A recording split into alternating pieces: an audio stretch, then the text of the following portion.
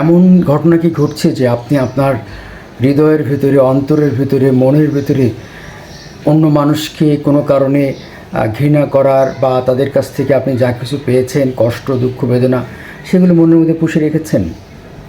এবং এই বিষয়টি কিন্তু দীর্ঘমেয়াদে আপনার জন্য ক্ষতির কারণ হবে, আপনার শারীরিক এবং মানসিক বিপুল কষ্টের কারণ হবে। তো সেখান থেকে মুক্ত হওয়ার জন্য, ফ্রি হওয়ার জন্য, আপনার মনকে কষ্ট থেকে ফ্রি করবার জন্য 4 ধরনের মানুষকে আপনাকে ক্ষমা করতে শিখতে হবে। 4 ধরনের মানুষকে ক্ষমা করতে হবে। এক ধরনের মানুষকে ক্ষমা করার প্রথম যে ধরনের মানুষকে ক্ষমা করতে হবে সেটা হচ্ছে ইয়োর প্যারেন্টস, আপনার পিতামাতা। যদি জীবনের কোনো পর্যায়ে আপনার মনে হয় যে আপনার পিতামাতা আপনার জন্য যথেষ্ট করেনি, যদি মনে হয় যে আপনার পিতামাতা আপনাকে আরও এফোর্ট দিতে পারত, এরকম যদি কোনো কষ্ট আপনার হৃদয়ের মধ্যে থেকে থাকে, তাহলে তাদেরকে আপনি ক্ষমা করে দিন।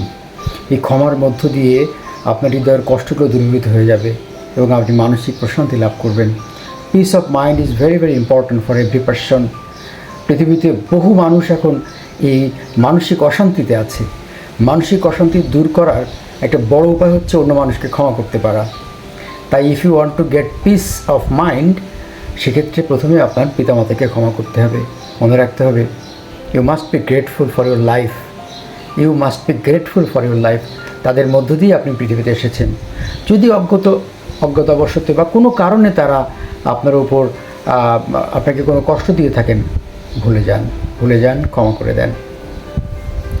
এরপর আসবে 2 নম্বর, যেসব ব্যক্তিদেরকে আপনি ক্ষমা করবেন তারা হচ্ছে যাদের সাথে আপনি সম্পর্কে জড়িয়েছিলেন। হয়তো বৈবাহিক সম্পর্কে ছিলেন কিন্তু সম্পর্কটা শেষ পর্যন্ত টেকেনি। হতে পারে কোনো রিলেশনশিপে ছিলেন কিন্তু শেষ পর্যন্ত রিলেশনশিপটা টেকেনি, এমনও হতে পারে। এইসব মানুষদেরকে ক্ষমা করতে হবে, কারণ তাদের সাথে আপনার তো কিছু গুড মেমোরিজ আছে। আর এটা মনে করার কোনো কারণ নেই যে সব কিছুর জন্য তারা দায়ী। নিজের তো কোনো না কোনো দায় আছে। এই কারণে তাদেরকে ক্ষমা করে দিন এবং তাদের জন্য বলুন যে বেস্ট উইশেস। কারণ এই কথা বলার মধ্য দিয়ে এবং তাদেরকে মানসিকভাবে ক্ষমা করতে পারার মধ্য দিয়ে আপনি মানসিকভাবে মুক্ত হয়ে যাবেন, কষ্ট থেকে মুক্তি পাবেন, মানসিক কষ্ট থেকে মুক্তি পাবেন।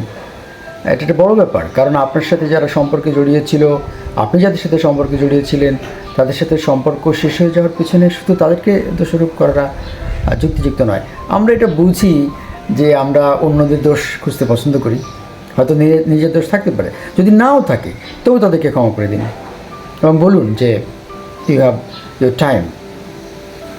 3 নম্বর যে মানুষদেরকে আমাদেরকে ক্ষমা করতে হবে সেটা হচ্ছে আপনার জীবনে আসা যে কোনো মানুষ যিনি আপনাকে কষ্ট দিয়েছেন বলে আপনার মনে হয়।